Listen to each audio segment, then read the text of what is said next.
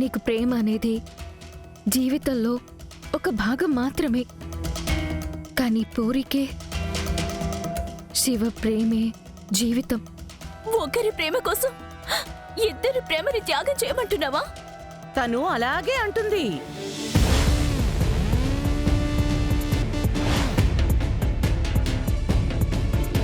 తన వాళ్ళదే ప్రేమ, మిగిలిన వాళ్ళది పిచ్చి, వెర్రి, వ్యామోహం, కాలక్షేపం. అంతేనా?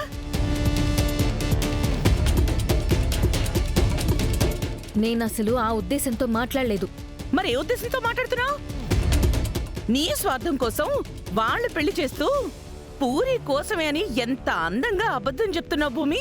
నేను అబద్ధం చెప్పలేదు. చెప్పాల్సిన అవసరం కూడా నాకు లేదు. నువ్వు అబద్ధం చెప్తున్నావు.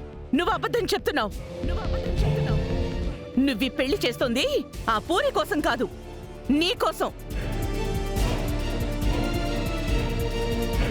బిందు, ఇంకా అర్థం కాలేదా? తనకి తన కాపురమే ముఖ్యం, తన తాళి ముఖ్యం, తన పెళ్లి ముఖ్యం, గగన్ ముఖ్యం.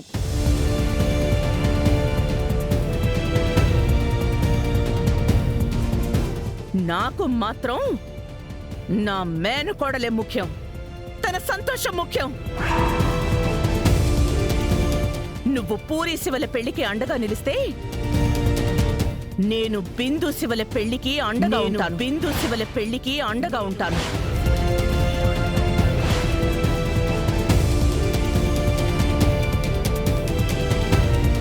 నువ్వు బిందుకు అన్యాయం చేసినా నేను మాత్రం ఈ ఇంట్లో పెరిగిన ఆడపిల్లకి న్యాయం చేస్తాను.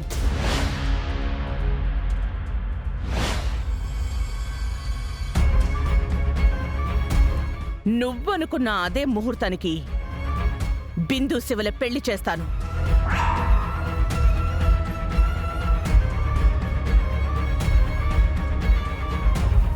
బిందు, నువ్వు తన మాటలు నమ్మకు. ఈవిడ ఇదంతా నీ ప్రేమని గెలిపించడానికి చెయ్యట్లేదు. ప్రేమ గెలిచింది అనడానికి ప్రూఫే పెళ్లి. అదే చేస్తాను అంటున్నాను. కాదు, నా మీదున్న పగతో నన్ను గగన్ బావని దూరం చెయ్యాలనే, ఆ కుటుంబాన్ని నాశనం చెయ్యాలనే దురాలోచనతో చేస్తుంది.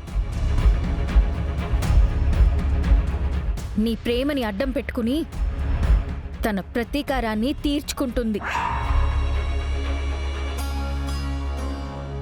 ఈవిడ మాటలు విని తొందరపడి ఏ నిర్ణయం తీసుకున్నా జీవితాంతం నువ్వే బాధపడాల్సొస్తుంది బిందు. పూరి శివల పెళ్లి చేస్తానని నేను తనకి మాటిచ్చాను. మాట నిలబెట్టుకుంటాను. ఆ పెళ్లి జరగదు. నేననుకున్న పెళ్లే జరుగుతుంది. శివచేత బిందు మెళ్ళో 3 ముళ్ళు వేయించి 7 అడుగులు నడిపిస్తాను. వాడు నా తమ్ముడు. నా మాట జవదాటడు. చేతనైతే 7 అడుగులు కాదు, నన్ను కాదని అక్కడ్నుంచి ఒక్క అడుగు వేయించు, చూద్దాం.